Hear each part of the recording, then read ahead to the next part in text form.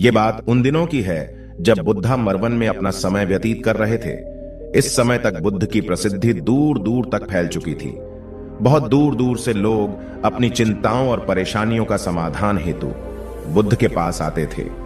ऐसे ही एक दिन जब बुद्धा मरवन में अपने शिष्यों को प्रवचन दे रहे थे, तभी एक अधेड़ उम्र का व्यक्ति अपने नौजवान पुत्र को अपने साथ लिए बुद्ध की तरफ चला आ रहा था। जब यह प्रवचन स्थल के पास पहुंच गए तो बुद्ध ने एक नजर उन पर डाली और इशारे से बैठने के लिए कहा।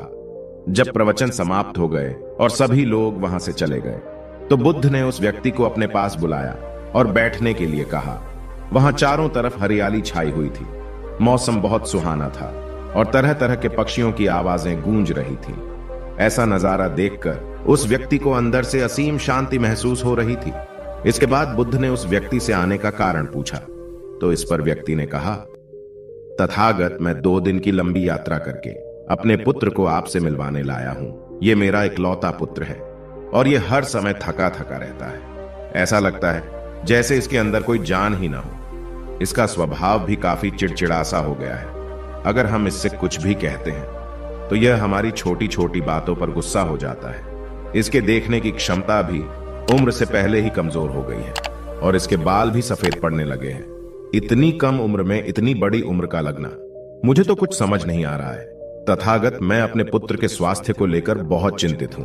जब मैं अपने पुत्र को वेद जी के पास लेकर गया तो उन्होंने कुछ औषधि दी और कहा, अपने पुत्र को तनाव कम लेने के लिए कहो। वो अपने दिमाग में बहुत अधिक तनाव लेता है, इसलिए उसकी ऐसी हालत हो गई है। लेकिन मैंने उसको बहुत समझाने के बाद भी तनाव का मतलब समझ नहीं आया। मुझे नहीं पता कि तनाव होता क्या है, यह किन कारणों से आता है और उसे कैसे अपने पुत्र के दिमाग से निकालूं। लेकिन मुझे सबसे पहले तो यह समझना है कि तनाव होता क्या है। इसीलिए तथागत, मैं आपके पास आया हूं। कृपया आप मेरी समस्या का समाधान कीजिए।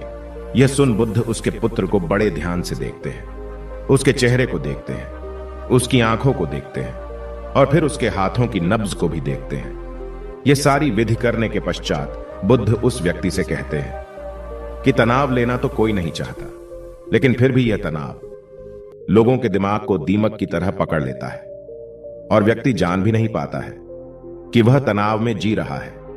लेकिन अगर व्यक्ति तनाव के कारणों को अच्छे से समझ लेता है और तनाव के बारे में कोई ऐसा पैमाना बना लेता है जिससे वह जान सके कि वह कितने तनाव में है, तो वह इस समस्या का समाधान भी खोज सकता है। सबसे पहले तो तुम ये समझो कि तनाव होता क्या है। जब भी कोई व्यक्ति कोई काम कर रहा होता है लेकिन उसका मन कहीं दूर भटक रहा होता है, कल्पनाओं में होता है, तो उसके शरीर और मन के बीच एक दूरी पैदा हो जाती है। यह दूरी जितनी अधिक होगी, व्यक्ति उतनी ही ज्यादा बेहोशी की अवस्था में होता है और शरीर व मन के बीच की इसी दूरी और खिंचाव को तनाव कहा जाता है। आखिर कोई पसंदीदा खेल खेलने के बाद व्यक्ति चुस्ती और प्रसन्नता से क्यों भर जाता है, जबकि उसने तो अपने शरीर को थकाया है। लेकिन समझने वाली बात यह है कि खेलते समय मन और शरीर एक साथ पूरी तरह से उस खेल में केंद्रित होते हैं, जिससे शरीर और मन के बीच दूरी पैदा नहीं होती और कोई तनाव पैदा नहीं होता। और अगर दिमाग में कोई तनाव था तो वो भी दूर हो जाता है। लेकिन इसके विपरीत, जब हम कोई ऐसा काम करते हैं जो हमें पसंद नहीं है, तो हमारा शरीर तो उस काम को कर रहा होता है, लेकिन हमारा मन कहीं दूर कल्पनाओं में भटक रहा होता है, जिससे शरीर और मन के बीच एक दूरी पैदा हो गई और तनाव ने जन्म ले लिया। इसीलिए व्यक्ति को एक समय पर सिर्फ एक ही काम करना चाहिए और अपने तन और मन की सारी शक्ति उसी एक काम पर लगा देनी चाहिए, जिससे व्यक्ति के अंदर तनाव पैदा ही ना हो। इसके बाद बुद्ध ने कहा, तनाव पैदा होने के मुख्य 8 कारण होते हैं और जिसने इन कारणों को समझ लिया वो जीवन भर तनाव मुक्त रह सकता है। मुख्य कारणों में सबसे पहला कारण है अति महत्वाकांक्षी होना। महत्वाकांक्षी होना अच्छी बात है, लेकिन क्या कभी आपने इस बात पर ध्यान दिया है कि इंसान के लक्ष्य कभी पूरे ही नहीं होते हैं। उसका एक लक्ष्य पूरा हुआ नहीं कि वह दूसरे की तरफ भागने लगता है, दूसरा पूरा हुआ तो तीसरे की तरफ, और इस तरीके से वो अपने लक्ष्यों को पाने के लिए जिंदगी भर गोल गोल घूमता रहता है। इसीलिए जो व्यक्ति अति महत्वाकांक्षी होता है, जिसने बड़े बड़े लक्ष्य बनाए होते हैं, वह वर्तमान में कभी रह नहीं पाता है। उसका मन सदैव भविष्य की योजनाएं बनाने में ही व्यस्त रहता है। उसका शरीर तो वर्तमान में रहता है, लेकिन मन भविष्य में ही रहता है। जिससे मन और शरीर के बीच दूरी पैदा हो जाती है और वह तनाव भरी जिंदगी जीने लगता है। बुद्ध के मुंह से यह बात सुन उस लड़के ने कहा, है बुद्ध, तो फिर इसका मतलब है कि हमें लक्ष्य नहीं बनाना चाहिए, क्योंकि लक्ष्य बनाना भी तो महत्वाकांक्षा ही है। इस पर बुद्ध ने कहा, जीवन में लक्ष्य बनाना कोई गलत बात नहीं है, लेकिन समस्या तब उत्पन्न होती है जब वो अपना पूरा ध्यान उस लक्ष्य से मिलने वाले परिणाम पर ही लगा देते हैं और उसके परिणाम की चिंता करते रहते हैं। व्यक्ति को वर्तमान में जीना आना चाहिए।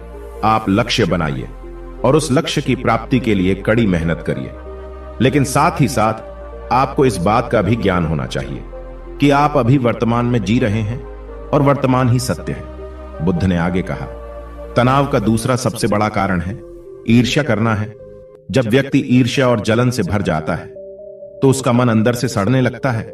ईर्ष्या एक आंतरिक घाव है। आंतरिक घाव यानी मन का घाव। व्यक्ति के शरीर का घाव तो भर सकता है, लेकिन मन का घाव कभी नहीं भर सकता। इसीलिए व्यक्ति को दूसरे की खुशी और तरक्की से कभी ईर्ष्या नहीं करनी चाहिए, क्योंकि ईर्ष्या तनाव का कारण है। इसके बाद बुद्ध ने तनाव का तीसरा कारण बताते हुए कहा कि आरुषिपूर्ण काम न करना, इससे भी मन में तनाव पैदा होता है। जो काम करना हमें पसंद ही नहीं है, जिस काम में हमारी रुचि ही नहीं है, उस काम में हमारा मन लग ही नहीं पाएगा। हमारा शरीर तो वहीं बैठा रहेगा, लेकिन हमारा मन कल्पनाओं की उड़ान भरेगा, जिससे शरीर और मन के बीच दूरी पैदा हो जाती है और व्यक्ति तनावग्रस्त हो जाता है। इसीलिए इंसान को हमेशा अपनी रुचि के अनुसार ही कार्य करना चाहिए। अगर व्यक्ति ने यह पता कर लिया कि उसे कौन सा काम करना पसंद है और वो उसी काम को अपने जीवन का लक्ष्य बना लेता है, तो फिर वो काम उसके लिए काम नहीं बल्कि एक खेल बन जाता है। फिर बुद्ध ने कहा, तनाव का चौथा कारण होता है किसी दूसरे से अच्छा रखना। बुद्ध ने उस व्यक्ति की ओर इशारा करते हुए कहा, एक पिता होने के नाते तुम्हारी अपने पुत्र से बहुत सी अपेक्षाएं होगी कि तुम्हारा पुत्र एक बहुत ही कामयाब इंसान बने, तुम्हारा नाम रोशन करे, जैसा तुम चाहते हो उस तरह का जीवन जिए, तुम्हारी हर बात माने। लेकिन क्या आज तक कभी किसी की सारी अपेक्षाएं पूरी हुई है? जब भी कोई व्यक्ति किसी दूसरे से कोई अपेक्षा रखने लगता है तो वो अनजाने में अपने लिए तनाव पैदा करने लगता है। जरा सोचो कि अगर तुम्हारा बेटा तुम्हारे अनुसार काम नहीं कर रहा है और वो नहीं बन पा रहा है जो तुम उसे बनाना चाहते हो, तो निश्चित रूप से तुम्हारे दिमाग को तनाव तुम्हें पकड़ लेगा। तुम तनाव से भरा जीवन जीना शुरू कर दोगे और इस तनाव के बस में आकर तुम ऐसा व्यवहार करोगे, ऐसी बातें करोगे कि तुम्हारा अपने पुत्र के साथ संबंध और भी खराब होता चला जाएगा। इसीलिए व्यक्ति को जितना हो सके उतनी कम अपेक्षाएं दूसरों से रखनी चाहिए, और अगर पूरी तरह से तनाव मुक्त रहना है तो दूसरों से अपेक्षा रखना ही बंद कर दो। इसके बाद बुद्ध ने कहा कि शारीरिक कष्ट भी इंसान के तनाव का एक कारण होता है। जब व्यक्ति किसी शारीरिक पीड़ा से गुजर रहा होता है तो उसका पूरा ध्यान अपने उस शारीरिक दर्द पर होता है और वो पूरे दिन बस उसी के बारे में सोचता रहता है, जिससे उसका मन दुख के विचारों से भर जाता है और ऐसी स्थिति में व्यक्ति तनावग्रस्त रहने लगता है। यह सुन उस व्यक्ति ने कहा कि हे बुद्ध, शारीरिक दुख तो किसी भी व्यक्ति को हो सकता है, तो फिर क्या हुआ? व्यक्ति जीवन भर तनाव में ही जिएगा? इसका जवाब देते हुए बुद्ध ने कहा कि इंसान को यह बात समझनी चाहिए कि हमारा जीवन दुखों का आधार है।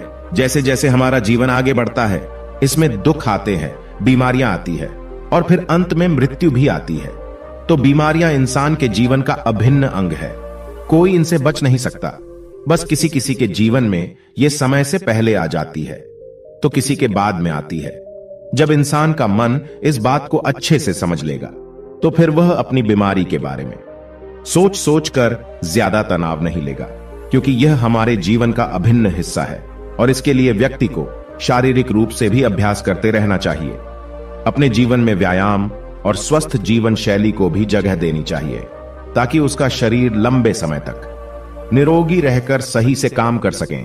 तनाव का अगला कारण होता है अपनी योजनाओं को समझने के लिए समय न देना। कुछ लोगों के दिमाग में कोई विचार आया ही नहीं कि वो बिना सोचे समझे उस पर काम करना शुरू कर देते हैं, और जब उस काम में उन्हें असफलता मिलती है तो वह तनाव से भर जाते हैं।